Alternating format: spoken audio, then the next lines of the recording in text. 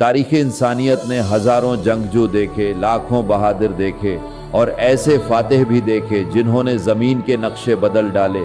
سکندر اعظم ہو یا چنگیز خان، ان کی تلواریں خون تو بہا سکتی تھیں مگر دلوں کو فتح نہیں کر سکتی تھی۔ طاقت نے شہر گرائے، سلطنتیں بنائیں مگر روحوں کو مسخر نہ کر سکی۔ لیکن عرب کے ریگستان کی جلتی ہوئی ریت سے ایک ایسی ہستی اٹھی جس کی شجاعت کا لوہا صرف زمین والوں نے ہی نہیں بلکہ آسمان والوں نے بھی مانا۔ ایک ایسا مرد خدا جس کی تلوار زوال افکار جب نیام سے نکلتی تو باطل کے بڑے بڑے سرداروں کی سانسیں رک جاتے ہیں۔ ایک ایسا حکمران جس کے قدموں میں دنیا کی دولت تھی مگر اس نے جو کی روٹی کو ترجیح دی۔ آج ہم تاریخ کے اس ورق کو پلٹتے ہیں جس پر صرف ایک ہی نام لکھا ہے، شیر خدا، فاتح خیبر، حیدر کرار، حضرت علی ابن ابی طالب۔ یہ صرف ایک جنگجو کی کہانی نہیں، یہ عشق اور طاقت کے اس کمال کی داستان ہے جس کی مثال آج تک دنیا پیش نہیں کر سکی۔ مکہ کی وہ وادی جہاں ہر سمت بتوں کی پرستش ہوتی تھی، اسی سرزمین پر 13 رجب کو ایک ایسا بچہ پیدا ہوا جس کی پیشانی نے کبھی کسی بت کے آگے جھکنا قبول نہ کیا۔ شاید اسی لیے تاریخ انہیں کرم اللہ وجہ کے لقب سے یاد کرتی ہے، وہ چہرہ جسے اللہ نے سجدوں سے محفوظ رکھا۔ حضرت علی کی پرورش کسی عام گھرانے میں نہیں ہوئی، آپ کی تربیت براہ راست نبی کریم کی آغوش میں ہوئی۔ ذرا تصور کیجئے جس کا استاد خود رسول خدا ہو، اس کے کردار کی بلندی کیا ہوگی۔ بچپن ہی سے حضرت علی عام بچوں جیسے نہ تھے۔ جب قریش کے بچے کھیل کود میں مصروف ہوتے، علی نبی کے قدموں میں بیٹھ کر حکمت، دانائی اور بصیرت سیکھ رہے ہوتے۔ یہی وہ ابتدائی تربیت تھی جس نے علی کو جسمانی طور پر بھی اور روحانی طور پر بھی فولاد بنا دیا۔ پھر وہ رات آئی جو کسی بھی عام انسان کے حوصلے توڑ دینے کے لیے کافی تھی، شب ہجرت۔ مکہ کے تمام قبائل کے قاتل ننگی تلواریں لیے نبی کے گھر کا محاصرہ کر چکے تھے۔ موت دروازے پر دستک دے رہی تھی۔ رسول خدا نے ہجرت کا ارادہ فرمایا مگر بستر خالی نہیں چھوڑا جا سکتا تھا۔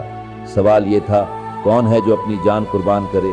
کون ہے جو اس بستر پر سوئے جہاں تلواروں کی بارش ہونے والی ہو؟ ایسے میں صرف ایک ہی شیر آگے بڑھا، علی۔ تاریخ گواہ ہے کہ اس رات حضرت علی ایسی پرسکون نیند سوئے جیسے وہ دشمنوں کے حصار میں نہیں بلکہ ماں کی آغوش میں ہوں۔ اس ایک رات نے دنیا کو بتا دیا کہ بہادری بازوؤں کے زور سے نہیں، ایمان کی پختگی سے پیدا ہوتی ہے۔ وقت گزرتا گیا اور اسلام کے خلاف سازشیں بڑھتی گئیں۔ سن 5 ہجری غزوہ خندق، مدینہ کے گرد خندق کھودی جا چکی تھی۔ کفار کا سب سے بڑا پہلوان عمرو بن عبدود خندق پھلانگ کر میدان میں آ کھڑا ہوا۔ وہ ایسا جنگجو تھا جسے 1000 سواروں کے برابر سمجھا جاتا تھا۔ اس کی آواز گونجی، ہے کوئی جو مجھ سے مقابلہ کرے؟ ہے کوئی جو جنت کا خواہاں ہو؟ سناٹا چھا گیا۔ 3 بار نبی نے پکارا اور تینوں بار صرف ایک نوجوان اٹھا۔ علی جب علی میدان میں اترے تو گرد و غبار اٹھا، تلواروں کی جھنکار سنائی دی اور پھر فضا میں صرف ایک صدا گونجی، اللہ اکبر۔ عمرو بن عبدود زمین پر پڑا تھا اور علی کی تلوار فضا میں بلند تھی۔ نبی نے فرمایا، آج کل کا کل ایمان، کل کے کل کفر کے مقابل آ گیا ہے۔ لیکن علی کی شجاعت کا سب سے بڑا امتحان ابھی باقی تھا۔ سن 7 ہجری خیبر کا قلعہ، یہود کا وہ مضبوط قلعہ جو لوہے اور پتھر کا پہاڑ معلوم ہوتا تھا۔ مسلسل کئی دن تک لشکر اسلام نے کوشش کی مگر کامیابی نہ ہوئی۔ فوج تھک چکی تھی، حوصلے جواب دے رہے تھے۔ تب رسول خدا نے اعلان فرمایا، کل میں یہ علم اس شخص کو دوں گا جو اللہ اور اس کے رسول سے محبت کرتا ہے اور اللہ اور اس کا رسول اس سے محبت کرتے ہیں۔ اگلی صبح علم حضرت علی کے ہاتھ میں تھا۔ آنکھوں میں تکلیف تھی۔ نبی نے اپنا لعاب دہن لگایا اور علی صحت یاب ہو گئے۔ پھر علی طوفان بن کر خیبر پر ٹوٹ پڑے۔ مرہب جیسے دیوا ہیکل جنگجوں کو ایک ہی وار میں گرا دیا۔ اور پھر تاریخ نے وہ منظر دیکھا جسے عقل ماننے سے انکار کر دیتی ہے۔ جنگ کی شدت میں علی کی ڈھال گر گئی تو آپ نے خیبر کے اس بھاری لوہے کے دروازے کو جسے 40 آدمی مل کر ہلاتے تھے، ننگے ہاتھوں سے اکھاڑ لیا اور اسے ڈھال بنا کر لڑتے رہے۔ یہ صرف جسمانی طاقت نہ تھی، یہ وہ روحانی قوت تھی جسے ید اللہ کہا جاتا ہے۔ لیکن اگر آپ سمجھتے ہیں کہ علی صرف بازوں کی طاقت کا نام ہے تو آپ نے علی کو ادھورا پہچانا۔ علی تلوار بھی ہیں اور قلم بھی، علی جلال بھی ہیں اور جمال بھی۔ نبی نے فرمایا، میں علم کا شہر ہوں اور علی اس کا دروازہ ہے۔ یہ وہ ذہن تھا جس نے منبر پر بیٹھے بیٹھے ایسے علمی اور ریاضی مسائل حل کیے जिन पर आज के जदीद ज़हन भी हैरान हैं। नहजुल बलागा हुकूमत, अखलाक और ज़िंदगी का ऐसा आईना है जिसकी मिसाल आज भी नहीं मिलती।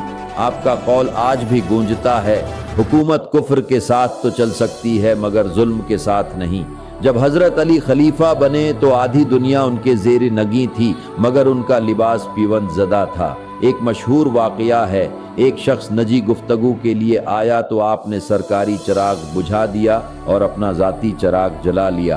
पूछा गया क्यों? फरमाया, पहले मैं कौम के माल की रोशनी में सरकारी काम कर रहा था, अब ये ज़ाती बात है, मैं बीतुल माल को अपने लिए इस्तेमाल नहीं कर सकता। ये था अदले अली। हजरत अली का जिक्र किसी एक दिन का महताज नहीं, चाहे 13 रजब हो या साल का कोई लम्हा। उन्होंने हमें सिखाया कि बहादुरी जुल्म करने में नहीं बल्कि मजलूम का साथ देने में है। ताकत कमजोर को दबाने में नहीं बल्कि गिरे हुए को उठाने में है। खीबर हो या कोफा, अली का किरदार हमेशा हक और सच की अलामत रहेगा। सलाम हो शेर खुदा पर। अगर आपको हजरत अली की यह ईमान अफरोज दास्तान पसंद आई तो वीडियो को लाइक करें, कमेंट में सुबहान अल्लाह जरूर लिखें और हमें बताएं कि हजरत अली की जिंदगी का कौन सा पहलू आपको सबसे ज्यादा मुतासिर करता है। ऐसी मजीद वीडियोस के लिए चैनल को सब्सक्राइब करना न भूलें। अल्लाह हम सब का हामी व नासिर हो। अस्सलाम वालेकुम व रहमतुल्लाहि व बरकातहू।